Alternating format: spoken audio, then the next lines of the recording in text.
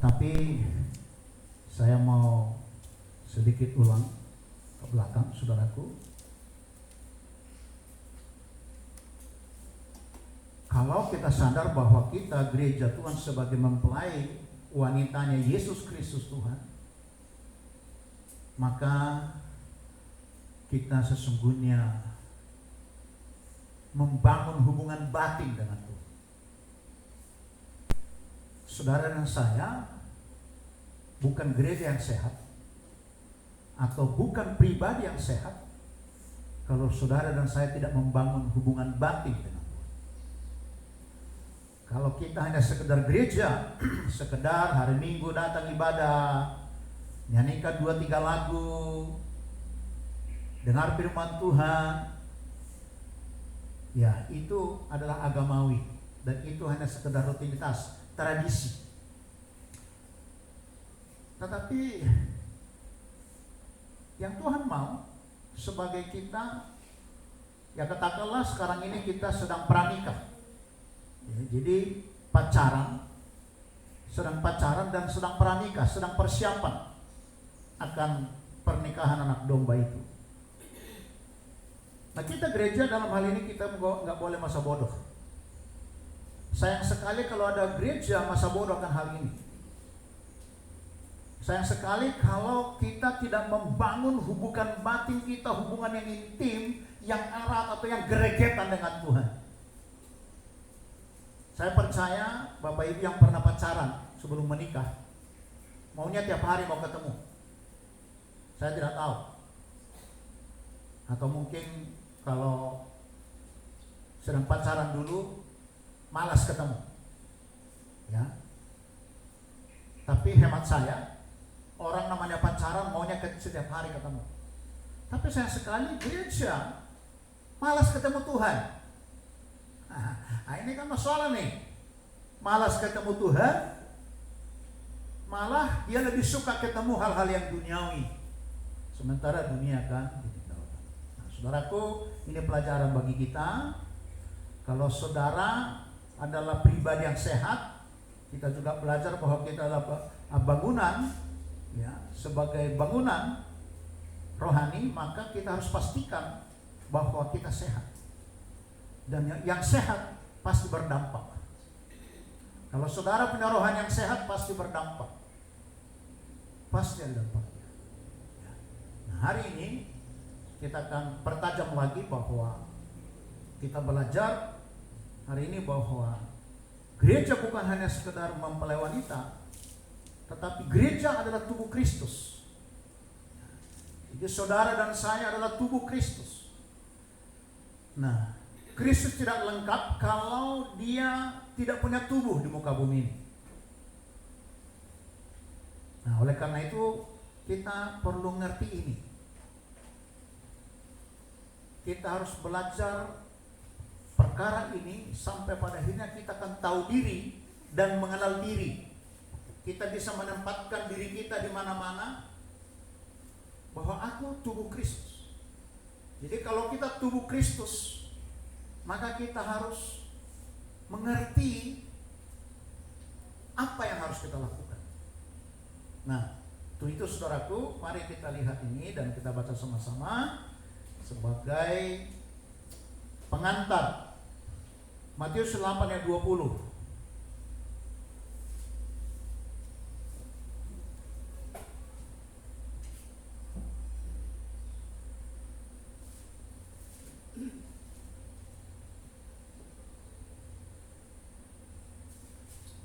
Oke, sudah ketemu? Ya. Matius 8:20 kita akan baca sama-sama. 3, 2, 1 ya.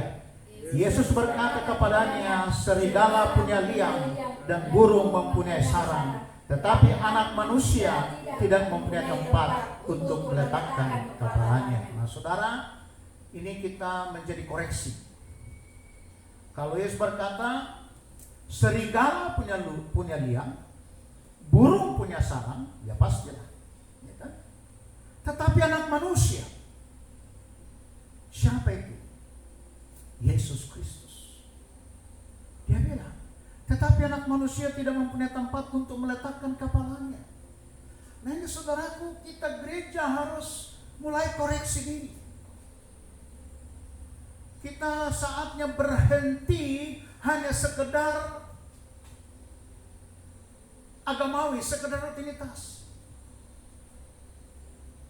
Sekarang, kenapa sampai Yesus bicara berdemikian? Karena memang kalau tubuhnya, yaitu gerejanya, umatnya, tidak hidup sesuai dengan tataran ilahi, maka dia tidak bisa menjadi kepala atas gereja itu. Sekalipun dia tidak akan batal, tetap dia akan menjadi kepala. Tetapi dia kesulitan meletakkan kepalanya. Artinya apa? Kalau Yesus tidak menjadi pemimpin di gereja, kalau Yesus tidak menjadi pemimpin di tengah-tengah jemaat, kalau Yesus tidak leluasa menyatakan isi hatinya, kalau Yesus tidak leluasa menyampaikan firman-Nya kepada kita, kepada gereja, dan gereja masa bodoh akan firman itu, maka dia kesulitan meletakkan kepalanya. Nah, ini yang dia maksud. Tapi anak manusia tidak punya tempat. Loh, kenapa begitu? Apa dasarnya, Pak Pendeta? Ya, karena memang sesungguhnya dia kepala atas gereja. Tapi kalau gereja tidak tersusun rapi sebagai bangunan, 2 minggu lalu kita belajar itu, gereja berantakan, tidak solid dalam iman, maka dia akan sulit meletakkan kepalanya. Jadi kita sebagai gereja, kita sebagai tubuh Kristus, secara lokal, katakanlah kita lokal. Jadi memang gereja itu ada universal seluruh dunia yang hidup dan yang sudah mati. Tapi kita secara gereja lokal, kita harus membangun diri kita menjadi tubuh yang sehat.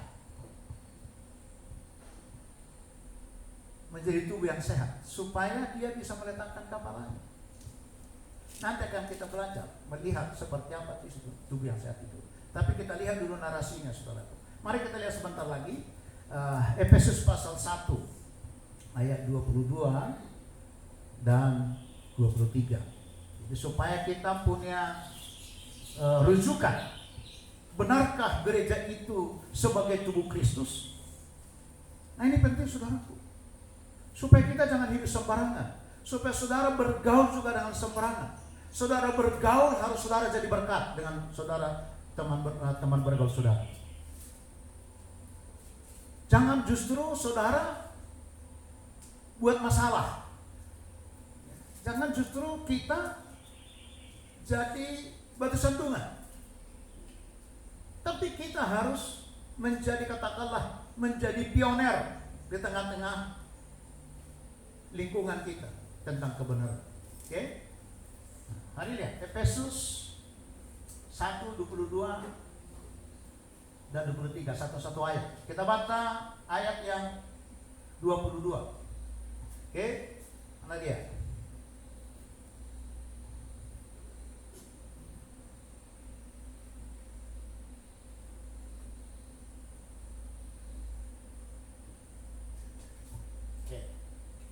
Kita baca 3, 2, 1 ya.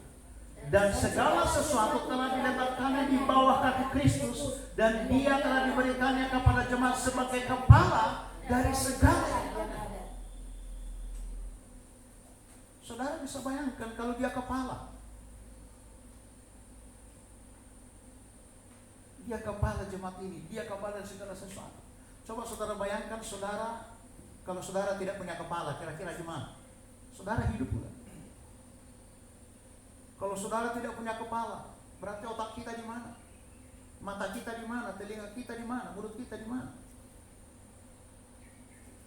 Ya kan? Kita kan seperti mayat berjalan karena nggak punya kepala. Nah ini juga gereja. Di alam roh, kalau dia tidak menjadi kepala, kalau dia tidak menjadi pemimpin kita, maka kita juga adalah gereja yang mati, bukan gereja yang sehat. Jadi segala sesuatu dia sudah menjadi kepala.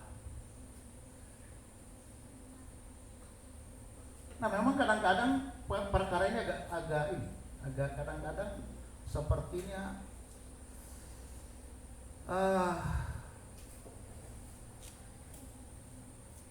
tidak begitu dapat kita lihat, tidak begitu dapat kita rasakan di tengah-tengah gereja, baik gereja manapun. Kenapa demikian? Karena memang jemaat yang ada itu juga tidak peduli akan itu.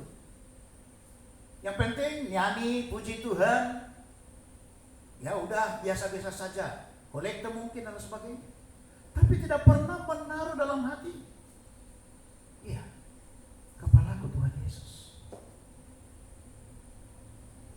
Kalau kepala kita Tuhan Yesus, maka kita akan jaga seluruh hidup kita. Jaga seluruh hidup kita supaya berkenan kepada kepala.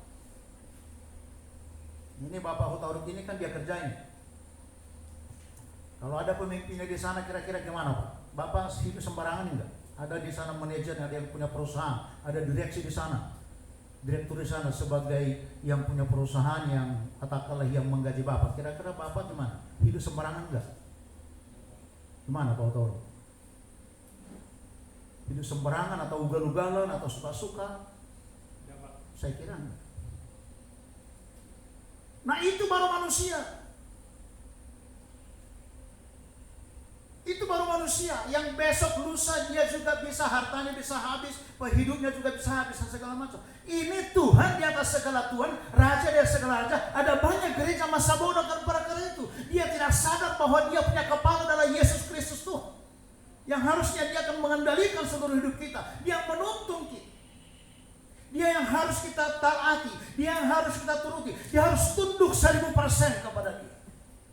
Tapi berapa banyak gereja kadang-kadang kawin-pekawin sama Tuhan Yesus.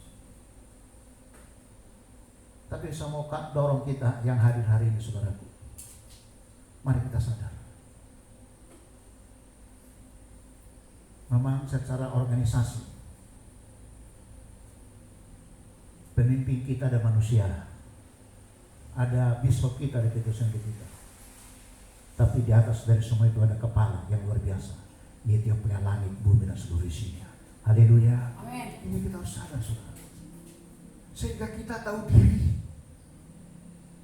diri dan mengenal diri, sehingga kita menjadi orang Kristen tidak hanya sekedar beragama Kristen, ikut-ikutan. Oh, orang lain Kristen, aku Kristen. Bapakku Kristen, aku Kristen. Opungku Kristen, aku Kristen. Bukan. Tapi kita harus sadar, sehingga kita tidak bermain-main. Saya mau kasih tahu, mungkin tidak akan lama lagi. Saya tidak tahu tanggal berapa, bulan berapa, tahun berapa. Tuhan itu akan segera datang. Israel itu jam dunia saudaraku. Mari pahami, Israel itu jam dunia.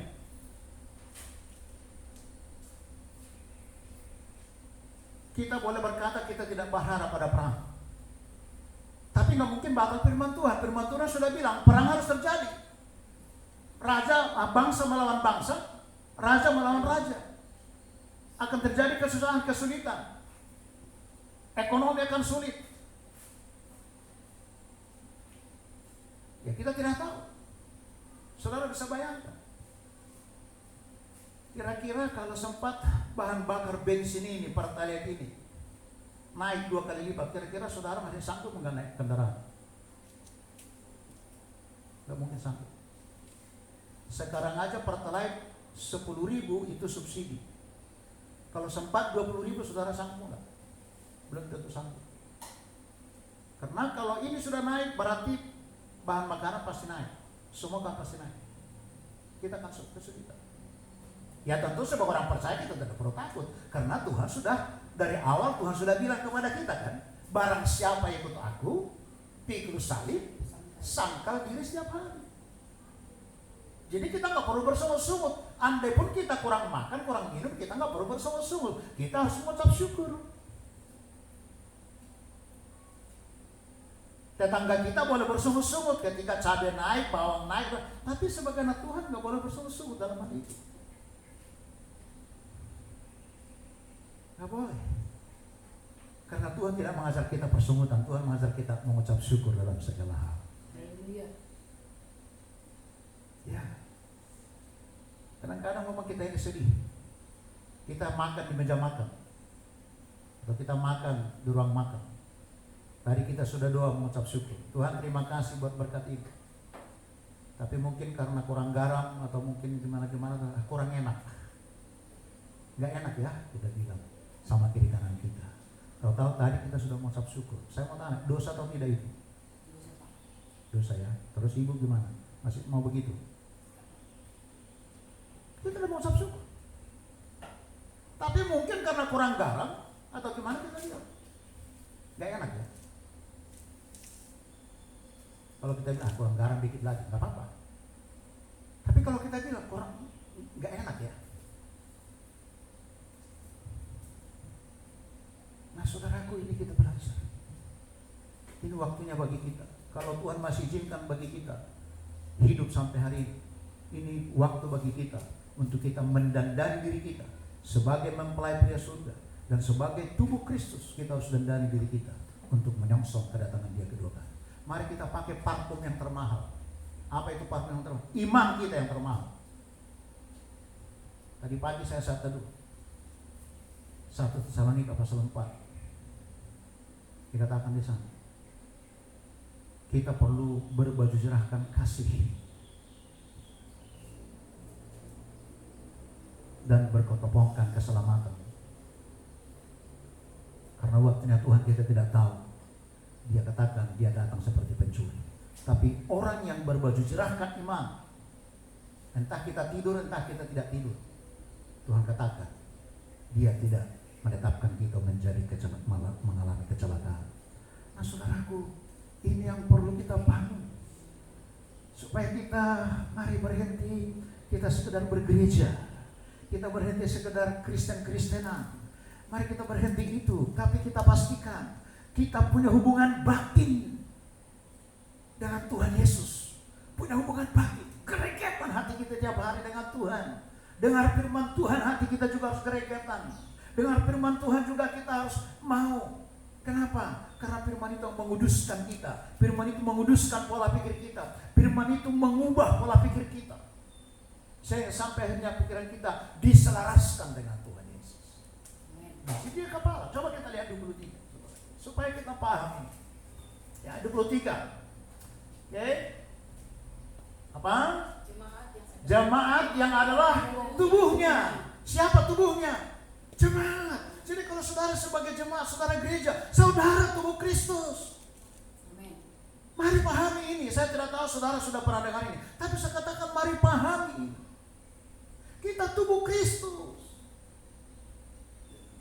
Yesus itu tidak lengkap kalau dia tidak punya tubuh. Tadi kita sudah baca Matius pasal 5:20. Serigala punya lubang, burung punya sarang, tapi anak manusia tidak punya tempat untuk meletakkan kepalanya. Betapa sedihnya. Dia sudah tebus kita. Dia sudah mati. Dia sempurna kematiannya bagi kita, sempurna penebusannya. Tapi kita gereja kadang-kadang tidak mengerti itu. Tapi saya berharap lewat firman ini kita mengerti saudaraku, supaya kita menjadi pribadi-pribadi yang sehat imannya. Harusnya. Bukan berarti kalau kita sudah karismatik sudah sehat, enggak. Sorry. Sehat imannya dibuktikan dari buahnya. Ya kan? Nah, seperti apa? Tadi katakan apa? Yaitu kepenuhan dia, kepenuhan Kristus. Jadi jemaat itu harus kepenuhan Kristus, mengalami nilai-nilai Kristus. Gereja harus mengalami kelengkapan daripada Kristus. Jadi Kristus menjadi kelengkapan kita. Tadi saya singgung 1 Tesalonika tadi pasal 4 tadi. Saya singgung bahwa dialah baju cerah kita. Dialah ketopong keselamatan kita. Dialah segalanya dalam hidup kita. Makanya kadang-kadang kalau saya berdoa pribadi, saya bilang begini, Tuhan terima kasih Kau ada dalam detak jantungku. Tuhan terima kasih Kau ada dalam seluruh peredaran darahku. Kau ada dalam setiap musim hidupku. Makanya saudaraku, apapun yang terjadi kalau saya bisa senyum aja, Bukan berarti kadang-kadang dalam hati ini tidak menjerit, tetapi saya tahu Tuhan gembalaku. Kalau Tuhan gembalaku, Tuhan bilang, aku takkan kekurangan sesuatu yang baik. Yang jadi persoalan, benarkah Tuhan gembalaku? Atau aku ragu, aku tidak percaya bahwa dia gembalaku? Atau itu hanya sekedar indah untuk didengar atau indah diucapkan, tapi tidak menjadi iman bagi kita. Berapa banyak kita khawatir akan hari esok, tapi kita kadang kita berkata, Tuhanlah gembalaku, takkan kekurangan aku. Tapi khawatir hari esok, berarti kita tidak beriman. Kalau kita beriman, dia gembala kita, kita tidak perlu takut hari esok. Kenapa? Hari esok dia ada, minggu depan dia ada. Nah, ini harus menjadi budaya dalam hidup kita. Betul, mungkin kita ada kekurangan, mungkin. Tapi ketika kita yakin Tuhan gembalaku, takkan kekurangan, maka kita tidak perlu sama dengan orang di sekeliling kita berperilaku. Kita akan punya perilaku tersendiri, tampil dengan memiliki kepala yang tegak. Mungkin kita mengalami penyakit, mungkin kita mengalami kelemahan. Kita bisa belajar seperti Rasul Paulus. Apa yang dikatakan Tuhan sama Rasul Paulus, cukuplah kasih karuniaku bagimu. Apa kurang? Tuhan lebih tahu hari esok kita. Tuhan lebih tahu masa depan kita.